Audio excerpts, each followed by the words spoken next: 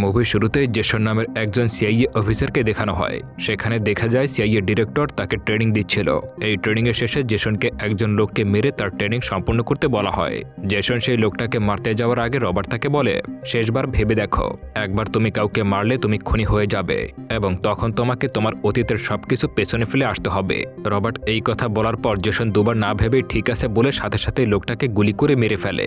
হঠাৎ দেখা যায় এতক্ষণে যা কিছু দেখা গেল সেগুলো সবই ছিল জেসনের কল্পনা। জেসন কিভাবে একজন ঘাতক হয়ে উঠেছিল তা সে প্রায় সময় কল্পনায় দেখতে পেত। এরপর দেখা যায় জেসন একটি গাড়িতে করে গ্রিসের একটি প্রত্যন্ত এলাকায় এসে নামে। সেখানে দেখা যায় একটি বক্সিং ফাইটের আয়োজন করা হয়েছে।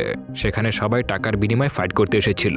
জেসন তার ফাইট শুরু করলে তার প্রতিদ্বন্দ্বীকে একটি খুশি দিয়ে নকআউট করে হারিয়ে দেয়। সে বিজয়ী হয়ে তার জেতা টাকাগুলো নিয়ে সেখান থেকে বেরিয়ে পড়ে। পরের দৃশ্যে আমরা নিকি নামের একজন মেয়েকে দেখতে পাই। সে গ্রিসের একটি সার্ভার রুমে প্রবেশ করছিল। সেখানে গিয়ে কম্পিউটারের সাহায্যে নিকি কিছু একটা হ্যাক করার চেষ্টা করছিল। দেখা যায় নিকি তার কাজে সফল হয়েছে। এখানে জানা যায় নিকি আসলে গ্রিসের সিআইএ হেডকোয়ার্টার হ্যাক করে ফেলেছে। হ্যাক করার পর দেখা যায় নিকি সেখানের অনেক সিআইএর গোপন তথ্য চুরি করে কপি করে নিচ্ছে। যখন সে ফাইলগুলো কপি করছিল সে দেখতে পায় সিআইএ ডিরেক্টর রবার্ট এবং ডিফেন্স মিনিস্টারের মধ্যে কিছু একটা নিয়ে ঝামেলা চলছে। সে আরও দেখতে পায় জেসনের বাবা তার মৃত্যুর আগে নিজের ছেলে জেসনের উপর নজর রাখছিল। এইসব দেখে নিকি অনেক তাড়াহুড়া করে ফাইলগুলো ডাউনলোড করতে শুরু করে। অন্যদিকে সেই সময় পেন্টাগনের সাইবার সিকিউরিটি প্রধান লি সবকিছু টের পেয়ে যায়। সে দেখতে পায় তাদের সার্ভারকে হ্যাক করেছে। এটা দেখে লি দ্রুত সেই জায়গা লোকেশন বের করার চেষ্টা করে যেখান থেকে সার্ভার রুম হ্যাক করা হয়েছে। লি জানতে পারে যে তাদের গ্রিসের একটি সার্ভারকে হ্যাক করা হয়েছে। সে তার টিমকে অর্ডার করে যখনই তারা বলবে তখনই যেন তারা ওই সার্ভারের পাওয়ার অফ করে দেয়। এরই মধ্যে লি নিকির পেনড্রাইভের মধ্যে একটা ভাইরাস ইনপুট করে দেয়। তখন নিকির কাজও প্রায় শেষের দিকে। লি ভাইরাস ঢুকিয়ে দেওয়ার সাথে সাথে তার টিমকে পাওয়ার অফ করে দেওয়ার অর্ডার দেয় এবং সার্ভার রুমের পাওয়ারটা টেকডাউন হয়ে যায়। পাওয়ার অফ হয়ে যাওয়ায় নিকি বুঝতে পারে যে সিআইএ তার লোকেশন জেনে গেছে। তাই সে দ্রুত সেই জায়গা থেকে পালিয়ে যায়। এরপর দেখা যায় লি তার বস রবার্টকে জানিয়ে দেয় যে তাদের সার্ভার হ্যাক করা হয়েছিল। এই কথা শুনে সার্ভার অর্ডার দেয় যত তাড়াতাড়ি সম্ভব ওই লোককে ধরে তাদের সামনে হাজির করতে। এই কথা শুনে লি তন্ন তন্ন করে হ্যাকারকে খুঁজতে খুঁজতে শেষমেশ একটি মেয়ের সাথে হ্যাকারের চেহারা মিল পেয়ে যায়। এখানে লি জানতে পারে এই মেয়েটি জেসনের সঙ্গে আগে কাজ করত। এদিকে অনেক বছর ধরে জেসন সিআইএর থেকে নিজেকে লুকিয়ে রেখেছে। লি সরাসরি এই রিপোর্ট নিয়ে রবার্টের কাছে চলে যায়। সে জানায় যে নিকি নামের যে মেয়েটি তাদের সার্ভার হ্যাক করেছিল সে একসময় জেসনের সঙ্গে হয়ে কাজ করত আর সে কারণেই হয়তো মেয়েটি জেসনের কথাতেই তাদের সার্ভার হ্যাক করেছে। সে আরও জানায় নিকি তাদের অনেক গোপন মিশন চুরি করে নিয়েছে। সেই তথ্যের মধ্যে তাদের ফিউচার মিশন আয়রন হ্যান্ডের ব্যাপারে সব তথ্য ছিল। লি ধারণা করে নিকি এই তথ্যগুলো দেওয়ার জন্য খুব শীঘ্রই জেসনের সঙ্গে দেখা করবে। তাই নিকি এবং জেসনকে হাতে নাতে ধরার জন্য গ্রিসের টিম পাঠানো দরকার। সে আরও জানায় যে তিনি নিকির ওই পেনড্রাইভের মধ্যে একটা স্পেশাল ভাইরাস ঢুকিয়ে দিয়েছে যার ফলে যখনই সেই পেনড্রাইভ ওপেন হবে সাথে সাথে সেই লোকেশন তাদের কাছে চলে আসবে। রবার্ট লিকে জানায় তোমার যেটা ভালো মনে হয় সেটা করো, কিন্তু আমি শুধু আমার চোখের সামনে তাদেরকে দেখতে চাই। আমি তোমাকে 100% ছাড় দিচ্ছি, তোমার যা ইচ্ছা তাই করতে পারো। এরপর রবার্ট নিজের কেবিনে এসে তার একটা স্পেশাল হিটম্যানকে কল করে। তাকে বলে দ্রুত গ্রিসে গিয়ে জেসনকে শেষ করে দিতে। অন্যদিকে জেসনকে দেখা যায় সে ঘুম থেকে উঠেই সরাসরি বক্সিং রিংয়ে গিয়ে ফাইট শুরু করে দেয়। তবে জেসন সেই লোকটার হাতে ইচ্ছা করে মার খাচ্ছিল। কিছুক্ষণ পর জেসন লক্ষ্য করে নিকি সেই জায়গায় চলে এসেছে।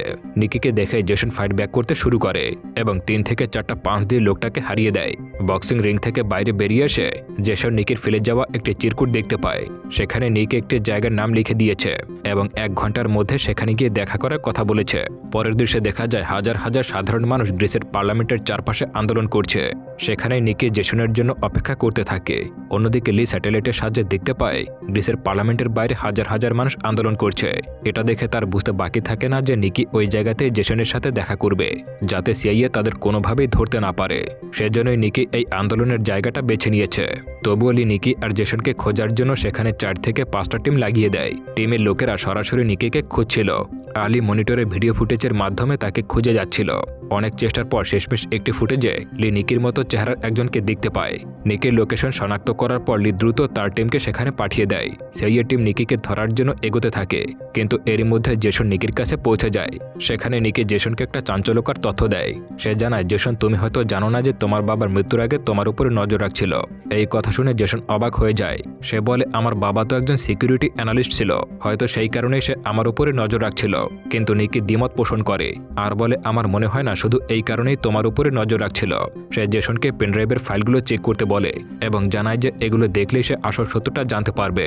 নিকি যখন জেসনকে পেনড্রাইভটি দিতে যাবে তখনই জেসন লক্ষ্য করে যে কিছু লোক তাদের দিকে ধেয়ে আসছে। সে নিকিকে নিয়ে দ্রুত ভিড়ের মধ্যে ঢুকে পড়ে এবং তাকে বিল্ডিংয়ের বিপরীত পাশে গিয়ে অপেক্ষা করতে বলে। তারা দুজন দুই দিকে বিভক্ত হয়ে ভিড়ের মধ্যে মিশে যায়। সিআইএ এজেন্টরা তাদের পিছু নিলে জেসন হঠাৎ করে আক্রমণ করে দুইজনকে মেরে ফেলে এবং পাশে থাকা একটা বাইক নিয়ে নিকিকে নিয়ে পালাতে শুরু করে। ফুটেজে জেসনকে পালাতে দেখে ডিরেক্টর রবার্ট লির কাছে জানতে চায় তাদের শুটার কোথায়। লি তখন তাদের সেট করা শুটারের সঙ্গে কন্ট্যাক্ট করার চেষ্টা করে। জেসন ও নিকি যখন বাইক নিয়ে পালাচ্ছিল লি স্যাটেলাইট ভিডিওর মাধ্যমে সব দেখে শুটারকে জানায় যে গ্রিসের পুলিশ পালানোর সব রাস্তা বন্ধ করে দিয়েছে। লি একটি খোলা রাস্তা খুঁজে পায় এবং শুটারকে সেই রাস্তার পাশে একটি উঁচু বিল্ডিংয়ের পজিশন নিতে বলে। শুটার সাথে সাথে বিল্ডিংয়ের ছাদে উঠে পড়ে এবং তার স্নাইপার রাইফেল সেট করে নেয়। লি ফুটেজ দেখে শুটারকে জানায় যে ঠিক 10 থেকে 15 সেকেন্ডের মধ্যে জেসন তার রেঞ্জের মধ্যে চলে আসবে। লির কথা অনুযায়ী ঠিক 15 সেকেন্ড পর জেসন বাইক নিয়ে সেখানে পৌঁছালে শুটার তাকে গুলি করে। গুলিটা সরাসরি নিকির পিঠে লাগে এবং সে বাইক থেকে ছিটকে পড়ে যায়। জেসনও বাইকের নিয়ন্ত্রণ হারিয়ে ছিটকে পড়ে জ্ঞান হারিয়ে ফেলে। শুটার জেসনকে লক্ষ্যভ্রষ্ট হওয়ায় খুঁজে পাচ্ছিল না। এদিকে নিকিও তখন বেঁচে ছিল। লি দেখতে পায় গ্রিসের পুলিশ শুটারকে ধরে ফেলছে এবং তাকে ধরার জন্য টিম পাঠিয়েছে। লি শুটারকে দ্রুত সেখান থেকে ফিরে আসতে বলে। শুটার জানায় জেসনকে না মেরে সে নড়বে না। জেসনের জ্ঞান ফিরে সে দেখতে পায় নিকি রক্তাক্ত অবস্থায় পড়ে আছে। সে নিকির কাছে যাওয়ার চেষ্টা করলে নিকি চিৎকার করে বলে, তুমি এসো না, নইলে স্নাইপার তোমাকেও মেরে ফেলবে। আমি যদি মরে যাই তুমি এই ফাইলগুলো সবার সামনে নিয়ে আসবে, এটাই আমার শেষ ইচ্ছা। এই বলে নিকি পেনড্রাইভটা জেসনের দিকে ছুঁড়ে মারে। নড়াচড়া দেখে শুটার আবার গুলি চালায় এবং জেসনের চোখের সামনে নিকির মৃত্যু হয়। পুলিশ কাছাকাছি চলে আসায় শুটার একটি দড়ির সাহায্যে বিল্ডিং থেকে দ্রুত পালিয়ে যায় এবং এই সুযোগে জেসনও সেখান থেকে সরে পড়ে। পরদিন সকালে জেসন সরাসরি নিকির ব্যাংকের লকারে যায়। সেখানে নিকি একটা চিরকুট রেখে গিয়েছিল যেখানে লেখা ছিল জেসনের উপর নজর রাখা হচ্ছিল। চিরকুটের একটি জায়গায় নাম এবং লোকেশন ছিল যেখানে গিয়ে জেসন পেনড্রাইভটা ওপেন করতে পারবে। জেসন সার্চ করে দেখতে পায় সেটি বার্লিনের একটি লোকেশন। পরের দৃশ্যে অ্যারন নামের একজন প্রভাবশালী টেক জায়ান্টকে দেখা যায় যার ডিপসেক নামের একটা বিশাল সোশ্যাল মিডিয়া প্ল্যাটফর্ম রয়েছে। অ্যারন একটি কনফারেন্সে ঘোষণা করে যে সে তার প্ল্যাটফর্মের সিকিউরিটি আরও শক্তিশালী করবে যাতে ইউজারদের ব্যক্তিগত তথ্য অন্য কেউ দেখতে না পায়। সে আরও জানায় যে সে ইউজারদের ফ্রি ইন্টারনেট দেওয়ার ব্যবস্থা করবে। কনফারেন্স শেষে আয়রন তার ক্যাবিনে ফিরলে দেখতে পায় রবার্ট সেখানে বসে আছে। রবার্ট তাকে বিদ্রুপ করে বলে, শুনলাম তোমার সিকিউরিটি সিস্টেম আরও টাইট করছো। অ্যারন জানায় সে সিস্টেম আপডেট করছে যাতে কোনো সরকারি অফিসার ইউজারদের উপর নজর রাখতে না পারে। এই কথা শুনে রবার্ট রেগে যায় এবং বলে, আমি জানি তুমি এটা আমার বিরুদ্ধেই করেছ, তবে তুমি যতই সিকিউরিটি বাড়াও না কেন তোমাকে মানুষের ব্যক্তিগত তথ্য আমাকে দিতেই হবে। অ্যারন সাব জানিয়ে দেয় সে রবার্টের পুতুল নয় এবং আগে তথ্য দিলেও সে এখন আর তাকে দেবে না। রবার্ট তাকে হুমকি দিয়ে চলে যায়। এদিকে জেসন পেনড্রাইভটা ওপেন করার জন্য বার্লিনে পৌঁছায় এবং নিকির দেওয়া ঠিকানায় তার এক বন্ধুর কাছে চলে যায়। জেসন যখন ল্যাপটপে পেনড্রাইভটা ওপেন করে সাথে সাথে লির কাছে অ্যালার্ট চলে যায়। লি রবার্টকে জানায় যে জেসন এখন বার্লিনে আছে। রবার্ট সাথে সাথে বার্লিন টিমকে জেসনকে মারার জন্য অর্ডার দেয়। বার্লিনে বসে জেসন যখন ফাইলগুলো চেক করতে শুরু করে সে চমকে যায়। সে দেখতে পায় গত কয়েক বছর ধরে যতগুলো মিশন করেছে তার সবগুলোর উপর প্রতি মুহূর্তে নজর রাখা হচ্ছিল। তার সবকিছুতেই সেই নজর রাখছিল। বার্লিনে পেনড্রাইভটি ওপেন করার পর জেসন সেখানে তার বাবার সঙ্গে একটি ছবি দেখতে পায়। এই ছবিটি দেখা মাত্রই জেসনের অতীতের একটি দৃশ্য মনে পড়ে যায়। তার বাবা তাকে বলছিল যে সে এমন একটা কাজ করছে যার জন্য তাকে অনেক বড় খেসারত দিতে হতে পারে। এইসব বলে তার বাবা যখনই জেসনের কাছ থেকে বিদায় নিয়ে গাড়িতে বসে সাথে সাথে গাড়িতে লাগানো বোমার কারণে বিস্ফোরণ ঘটে এবং তার বাবা জেসনের চোখের সামনেই মারা যায়। সেই দিনে সেই ভয়ানক স্মৃতি মনে করে জেসন যখন আবেগপ্রবণ হয়ে পড়ে ঠিক সেই মুহূর্তেই হঠাৎ করে জেসনের সেই বন্ধু নিকির উপর হামলা করে দেয়। আসলে সেই ক্লাসিফাইড ফাইলগুলোর তথ্যগুলো চড়া দামে বিক্রি করে প্রচুর টাকা ইনকাম করত। তাদের দুজনের মধ্যে তুমুল লড়াই শুরু হয়ে যায়। অন্যদিকে পেন্টাগনে বসে লি দ্রুত সেই ল্যাপটপটা হ্যাক করে এবং পেনড্রাইভের ফাইলগুলো ডিলিট করার চেষ্টা করে। এরপর সে সরাসরি জেসনকে কল করে। লি বলে, আমি খুব ভালো করেই জানি তুমি তোমার অতীতের রহস্য জানতে চাও। আমরা তোমাকে সবকিছু বলতে পারি, কিন্তু তার জন্য তোমাকে আমাদের কাছে স্যারেন্ডার করতে হবে। জেসন লির কথায় কোনো সাড়া দিচ্ছিল না। এটি দেখে ডিরেক্টর রবার্ট লির কাছ থেকে ফোনটি নিয়ে জেসনের সঙ্গে কথা বলা শুরু করে। রবার্ট জেসনকে প্রলোভন দেখিয়ে বলে, এতদিন যা কিছু হয়েছে সবকিছু ভুলে যাব যদি তুমি আবারও পেন্টাগনে এসে আমাদের সঙ্গে জয়েন করো। আসলে রবার্ট এসব কথা বলে জেসনকে ব্যস্ত রাখতে চাইছিল যাতে কিছুক্ষণের মধ্যেই তার টিম সেখানে গিয়ে জেসনকে মেরে ফেলতে পারে। কিন্তু লি রবার্টের এই চাল বুঝে ফেলে এবং জেসনকে একটি মেসেজ পাঠায় যেখানে লেখা ছিল 2 মিনিটের মধ্যেই রবার্টের টিম তোমাকে মারার জন্য পৌঁছে যাবে। মেসেজটি দেখে জেসন দ্রুত চলে আসে এবং রবার্টের লোকদের ফাঁকি দিয়ে খুব সহজেই সেখান থেকে বেরিয়ে যায়। এদিকে অ্যারনকে দেখা যায় সে যখন তার অফিস থেকে বের হচ্ছিল তখন একজন উকিল এসে তার হাতে একটা নোটিশ ধরিয়ে দেয়। উকিল জানায় আমেরিকান গভর্নমেন্ট সিদ্ধান্ত নিয়েছে যে তারা ডিপসেকের উপর তদন্ত শুরু করবে কারণ তাদের কাছে প্রমাণ আছে যে অ্যারনের কোম্পানি সাধারণ মানুষের ব্যক্তিগত তথ্য বিক্রি করে, তাই হাইকোর্টের রায় না আসা পর্যন্ত তারা ডিপসিকের উপর কোনো আপডেট করতে পারবে না। উকিল চলে গেলে অ্যারন বুঝতে পারে যে এসবের পিছনে রবার্ট জড়িত। রবার্টকে শিক্ষা দেওয়ার জন্য অ্যারন একটা প্ল্যান করে এবং তার সহকারীকে লস অ্যাঞ্জেলেস একটি প্রেস ব্রিফিং ডাকার নির্দেশ দেয়। অন্যদিকে জেসন সরাসরি লন্ডনে চলে আসে এবং সেখানে তার বাবার একজন পুরনো বন্ধু স্মিথের সঙ্গে যোগাযোগ করে। জেসন তাকে গোপন একটা জায়গায় আসতে বলে এবং দূর থেকে তার উপরে নজর রাখতে শুরু করে। এদিকে লি জানতে পারে জেসন লন্ডনে আছে এবং সে তার টিম নিয়ে সেখানে পৌঁছে যায়। স্মিথ জেসনের বলা জায়গায় পৌঁছালে দেখতে পায় লিয়ের লোকেরা সেখানে হাজির হয়েছে। জেসন লির লোকদের ফাঁকি দেওয়ার জন্য একটা বুদ্ধি খাটায়।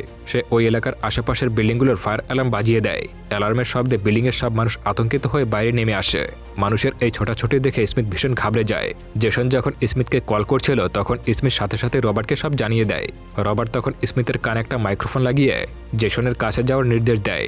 স্মিথ ভিড়ের মধ্যে ঘাবড়ে গিয়ে দৌড়ানো শুরু করলে রবার্টের স্নাইপার শুটার তাকে লক্ষ্য করতে থাকে জেসনকে মারার জন্য, কিন্তু জেসনকে কোথাও দেখা যাচ্ছিল না।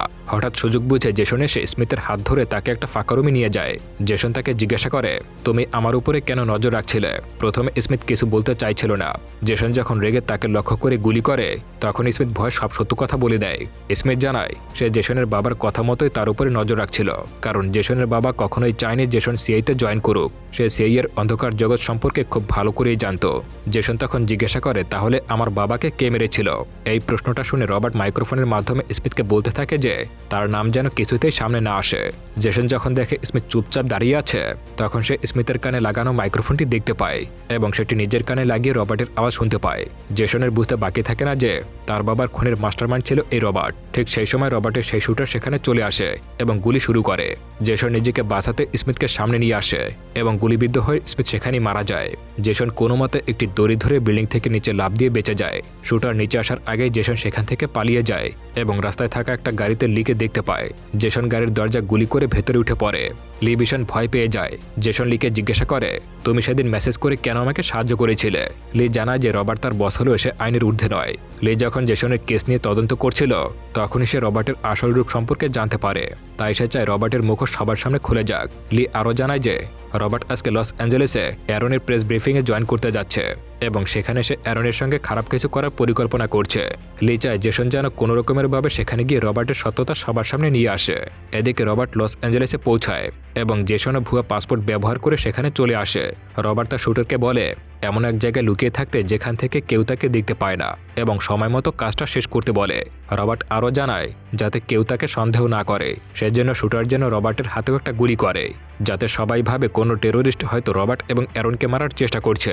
রবার্ট রুম থেকে বেরিয়ে লিকে দেখতে পায় এবং তাকে নিয়ে প্রেস ব্রিফিংয়ে চলে যায়। স্টেজের কাছে এসে রবার্ট লিকে বসিয়ে রেখে ওয়াশরুমে চলে যায়। এদিকে অ্যারন তার বক্তব্য শুরু করে। রবার্টের শুটার ভেন্টিলেশন মেশিনের ভেতরে গিয়ে গান সেট আপ করতে শুরু করে। ওয়াশরুমে পৌঁছানোর পর রবার্টের একজন লোক তাকে কল করে, জানায় যে তাদের অফিসের কেউ একজন জেসনকে লস অ্যাঞ্জেলেসে আসতে সাহায্য করেছে এবং পাসপোর্টের সার্ভার হ্যাক করেছে। এইসব শুনে রবার্ট বুঝে যায় যে এই সব কিছুর পেছনে লিয়ের হাত রয়েছে। রবার্ট তখন নিশ্চিত হয় যে লি তার বিরুদ্ধে কাজ শুরু করে দিয়েছে। তখন সে চূড়ান্ত সিদ্ধান্ত নিয়ে নেয়। সে তার স্নাইপার শুটারকে কঠোরভাবে নির্দেশ দেয় যে জেসন, অ্যারন এবং লি কাউকে বাঁচিয়ে রাখা যাবে না। রবার্ট লিয়ের দিকে এমনভাবে তাকাচ্ছিল যেন সে তাকে মানসিকভাবে ভেঙে দিতে চায়। লি তখন বুঝতে পারে যে তার হাতে বেশি সময় নেই, তাই সে জেসনকে মেসেজ পাঠিয়ে সতর্ক করে। প্রেস ব্রিফিংয়ের মঞ্চে তখন অ্যারন বিশ্ববাসীর সামনে রবার্টের হীন চক্রান্ত এবং মানুষের ব্যক্তিগত গোপনীয়তা লঙ্ঘনের প্রমাণাদি প্রকাশ করতে শুরু করে। রবার্ট আতঙ্কিত হয়ে পড়ে এবং শুটারকে তাৎক্ষণিকভাবে গুলি চালানোর সংকেত দেয়। শুটার যখন তার স্নাইপার রাইফেলের ট্রিগারে আঙুল রেখে অ্যারনের কপালে লক্ষ্য করে নিশানা স্থির করে, ঠিক সেই মুহূর্তে জেসন সেখানে ঝড়ের বেগে প্রবেশ করে। জেসন একটি অত্যন্ত শক্তিশালী ফ্ল্যাশলাইট সরাসরি শুটারের লেন্সের উপর ফেলে, যার ফলে শুটারের চোখ ধাঁধিয়ে যায় এবং তার প্রাণঘাতী গুলিটি লক্ষ্যভ্রষ্ট হয়। পুরো হলরুমে বিশৃঙ্খলা সৃষ্টি হয়। জেসন শুটারকে লক্ষ্য করে পাল্টা গুলিবর্ষণ শুরু করলে শুটার তার অবস্থান ত্যাগ করতে বাধ্য হয়। সাধারণ মানুষ প্রাণভয় দিকবিদিক ছুটতে শুরু করে। এই সুযোগে রবার্ট তার সশস্ত্র বডিগার্ডদের নিয়ে উপরের তলার সিকিউরিটি জোনের দিকে পালাতে থাকে। জেসন কোনো কিছুর তোয়াক্কা না করে রবার্টের পিছু নেয়। পথের মধ্যে একের পর এক বডিগার্ড জেসনকে আটকানোর চেষ্টা করলেও জেসন তার নিখুঁত মুভমেন্ট এবং কমব্যাট স্কিল দিয়ে সবাইকে কুপকাত করে সোজা রবার্টের মুখোমুখি হয়। জেসন যখন রবার্টের কপালে বন্দুক ঠেকায় তখন রবার্ট তার কুৎসিত সত্য স্বীকার করে। রবার্ট জানায় যে সে জেসনের মধ্যে এক অজেয় যোদ্ধাকে দেখেছিল যাকে সিআইয়ের প্রয়োজনে ব্যবহার করা যেত, কিন্তু জেসনের বাবা রিচার্ড বোন কখনোই চায়নি যে তার ছেলে এই অন্ধকার জগতের মধ্যে প্রবেশ করুক। রিচার্ড যখন জেসনকে সবকিছু জানিয়ে দেওয়ার হুমকি দিয়েছিল তখন রবার্ট তাকে সপরিবারে সরিয়ে দেওয়ার পরিকল্পনা করে। এবং জেসনের চোখের সামনে তার বাবাকে গাড়িতে বোমা করে উড়িয়ে দেয়। এই সত্য শোনার পর জেসনের চোখের জল এবং ক্ষোভ একসঙ্গে ফুটে ওঠে। ঠিক যখনই জেসন ট্রিগার চাপতে যাবে, রবার্টের একজন লুকানো বডিগার্ড জেসনকে পেছন থেকে আক্রমণ করে। জেসন যখন তার সঙ্গে লড়াইয়ে ব্যস্ত, রবার্ট তখন একটা পড়ে থাকা বন্দুক তুলে নিয়ে জেসনকে মারতে উদ্যত হয়, কিন্তু শেষ মুহূর্তে লি সেখানে উপস্থিত হয়ে রবার্টের বুকে গুলি চালায়। রবার্ট সেখানেই প্রাণ হারায়। জেসন লিয়ের দিকে তাকিয়ে বুঝতে পারে যে লি আসলে তাকে বাঁচানোর জন্যই আইন নিজের হাতে নিয়ে নিয়েছে। জেসন শান্তভাবে লিকে বলে, তুমি এখান থেকে যাও, আর সব দায়ভার আমি নিয়ে নেব। মুভির সবচেয়ে রোমাঞ্চকর দৃশ্যটি শুরু হয় এরপর। জেসন দেখে যে সেই ঘাতক একটা সোয়াটের গাড়ি নিয়ে লস অ্যাঞ্জেলেসের রাস্তা দিয়ে পালিয়ে যাচ্ছে। জেসন একটা দ্রুতগামী গাড়ি নিয়ে তাকে তাড়া করে। এই কার রেসটা ছিল দেখার মতো।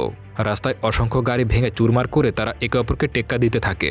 অবশেষে জেসন শুটারের গাড়িটাকে একটা সুড়ঙ্গের মুখে ধাক্কা দিয়ে আটকে দেয়। গাড়ি থেকে বেরিয়ে তাদের মধ্যে শুরু হয় এক ভয়াবহ হ্যান্ড টু হ্যান্ড কমব্যাট। দুজনেই সমান দক্ষ যোদ্ধা হওয়ায় লড়াইটি ছিল অত্যন্ত রক্তক্ষয়ী। একে অপরের উপর নৃশংস আঘাতের পর এক পর্যায়ে জেসন শুটারকে চেপে ধরে। নিজের বাবার হত্যার সেই পুরনো যন্ত্রণা আর নিকের মৃত্যুর শোক একসাথে মিলিয়ে জেসন তার সমস্ত শক্তি দিয়ে শুটারকে শ্বাসরোধ করে।